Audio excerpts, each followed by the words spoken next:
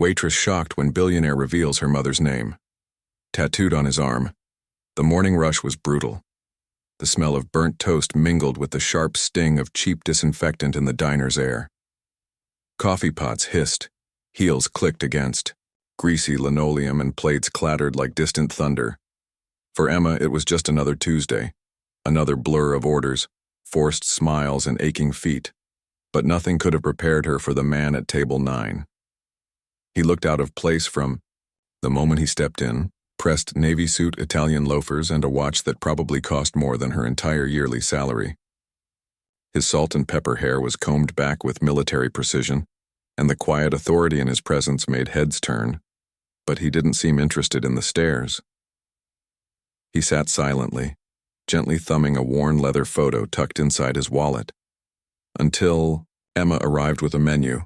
"Coffee?" she asked, her tone professional, hiding the fact that her heart was racing.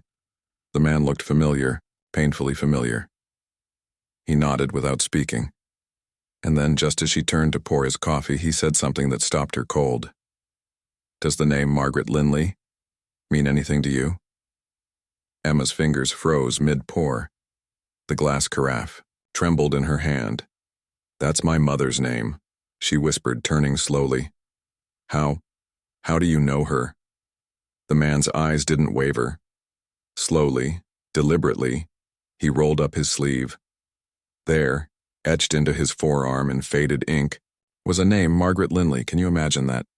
A stranger walks into your life and he's carrying a piece of your mother's past literally inked into his skin. That's what happened to Emma. And it would change her life forever.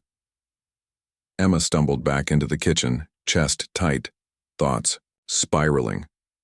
Her mother had died when Emma was 15. Cancer. Quick, brutal, unfair. She never spoke much of her past, especially not about men. Emma had grown up believing her mom had lived a quiet, solitary life before her. But now, the man waited at table 9, patient and still. She returned cautiously, the coffee forgotten. "You knew my mom?" He gave a soft smile. "More than knew her. She saved my life." His name was Daniel Rothschild. Yes, that Rothschild, the reclusive billionaire whose name was always whispered in business magazines and boardrooms. But to Emma, he didn't look like a mogul. He looked like a man carrying the weight of 1,000 untold stories.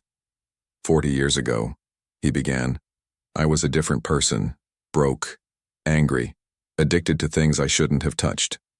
One night, I collapsed on a freezing sidewalk in Boston. Your mother found me. She didn't have much, just a nursing student scraping by, but she sat with me all night. She gave me her coat and her kindness. Emma was silent. Her chest tightened again, but for a different reason this time. "She took me to the hospital," Daniel continued. "Made sure I got clean.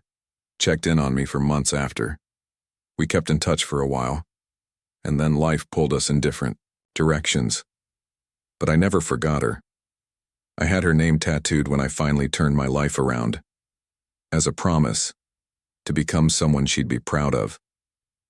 His voice cracked ever so slightly. "And I did. Because of her." Viewers, can you feel that? That sudden rush of warmth in your chest, like someone just lit a candle in the dark? That's what Emma felt.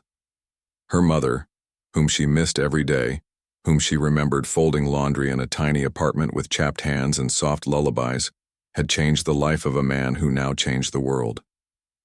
Daniel returned to the diner the next day, then again the next, always sitting at table 9. Not as a billionaire, not as a celebrity, just a man reconnecting with something real. Emma began to open up.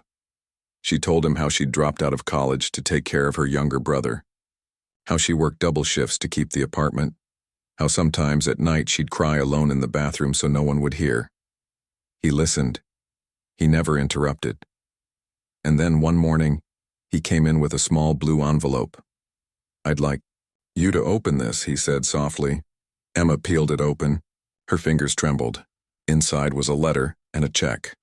A full-ride scholarship. Tuition paid at a university just 20 miles away, and enough money to cover rent, food, and transportation for her and her brother for the next 4 years. I started a scholarship fund, Daniel said, his voice almost shy. Named after your mother.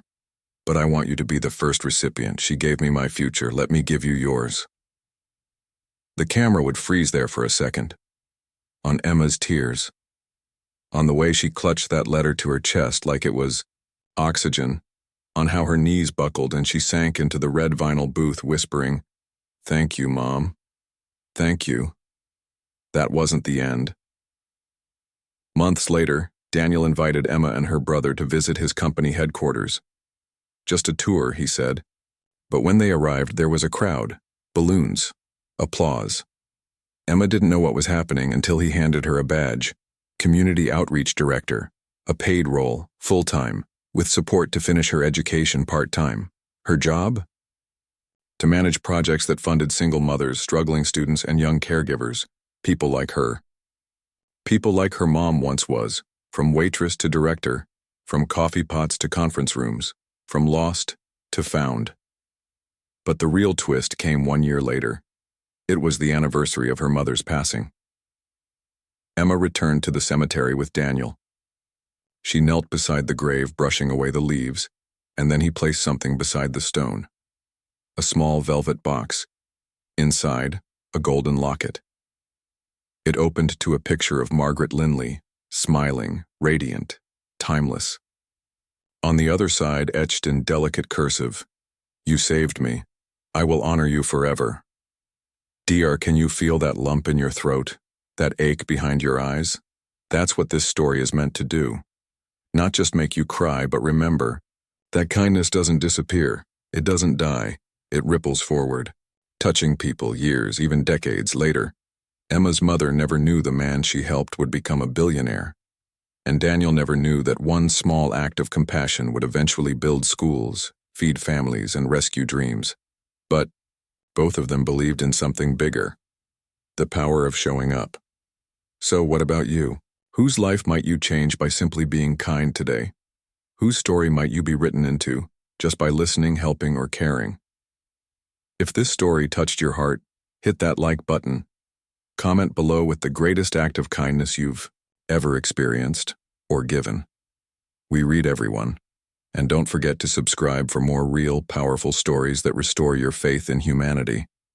Because as Emma learned, sometimes the smallest act of love can echo for generations.